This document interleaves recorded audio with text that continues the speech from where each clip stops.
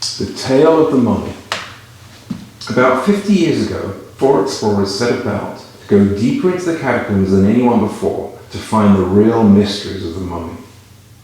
They started off on their mission, and eventually they came to this cavern they'd never seen before, and inside was a tomb that was protected by the Eye of Horus. And the eye was looking down at these 2 sarcophaguses.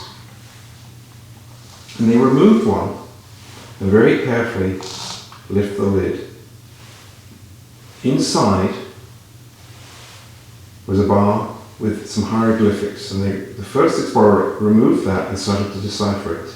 Beneath they found the mummy, and they took the mummy out and they started documenting their find. They were very excited. But just as things were getting good, the first explorer came rushing back in. He was as white as a ghost, and he said, "Stop! This is terrible." He had deciphered the message, and this is what it said: "He who disturbs me will suffer the fate of death." That's right, the curse of the mummy. Well, needless to say, all 4 explorers were freaked out by this, and they quickly replaced the mummy into the sarcophagus. They took the hieroglyphics and replaced them and closed up the whole thing, hoping that would be enough. They got back to the camp and they retold the story to their other colleagues.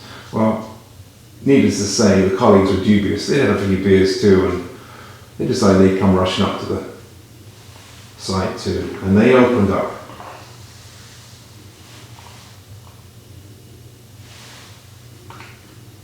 the sarcophagus, but they couldn't find the mummy anywhere.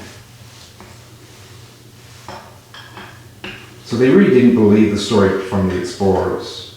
And in fact, the 4 original explorers were starting to question the whole thing too. Maybe they just hallucinated the whole thing. They didn't think much more of it. But over the next 12 months, 3 of the 4 explorers all died in tragic and inexplicable deaths. Well, the 4th explorer knew it was the curse of the mummy coming true. And he had to get back to the site to see if he could do something. And he came back and he was hoping the mummy had returned. He looked inside, but no, there was nothing. Then he remembered the other sarcophagus and he looked inside there. Maybe the mummy's inside here. No mummy. He really was about to give up, and then he noticed that the top bar was loose, and he pulled it open and he read.